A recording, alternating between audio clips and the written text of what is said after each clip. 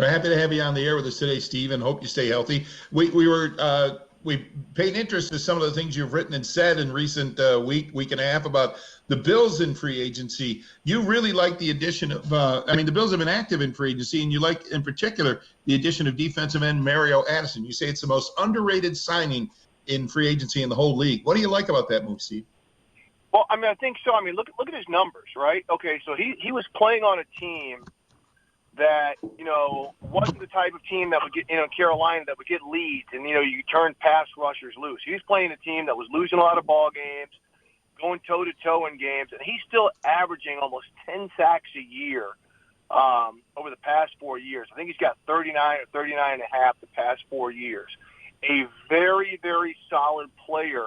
And I think with the other pieces around him that they have in Buffalo and playing in that system that McDermott and Leslie Frazier have, he's going to be a monster. And then I just look at, the other quarterbacks in that division. Is it going to be, Stedham in New England? Is, Darnold with the Jets? They're still working through offensive line issues. And the Dolphins, they're still rebuilding. I think this is the type of team where he can flourish. And I think, to me, the Bills are the team to beat now in the AFC East.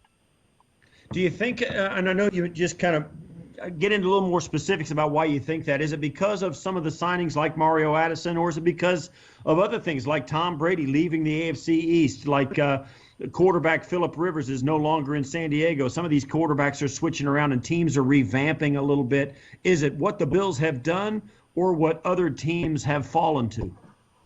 Well, I think it's a combination. Look, first off, let's not forget the fact that Buffalo was a playoff team last year. Bills, they made a lot of strides. I think Josh Allen is still somewhat far from reaching his ceiling.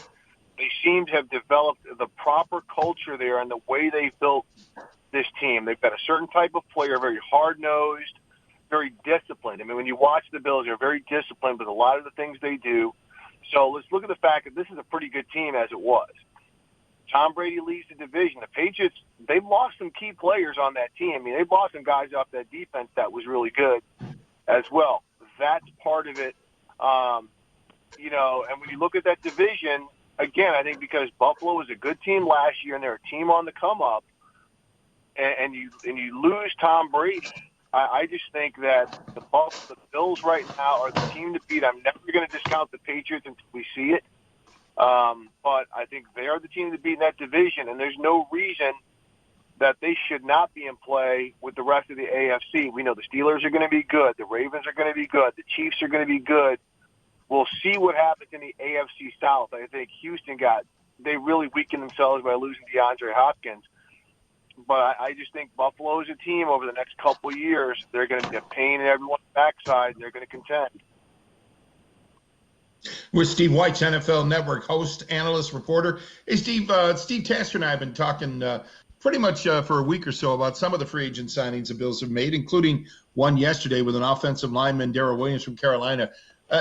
They got our attention because they've had a number of guys they've signed to one-year contracts. What do you obviously, they don't want to get locked down if they can avoid it, but is that a new trend in the NFL? Are the Bills on the cusp of a new trend in the NFL, signing guys to one-year deals, kind of prove-it deals? What do you think?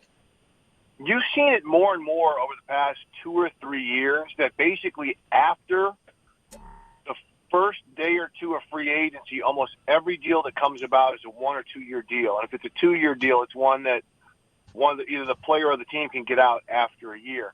And I just think part of it's the economics. I think part of it is players gambling on themselves. But the market is this, where else is Darrell Williams going to get a multi-year deal? It's just not happening. So, again, you've just noticed this over the past couple of years.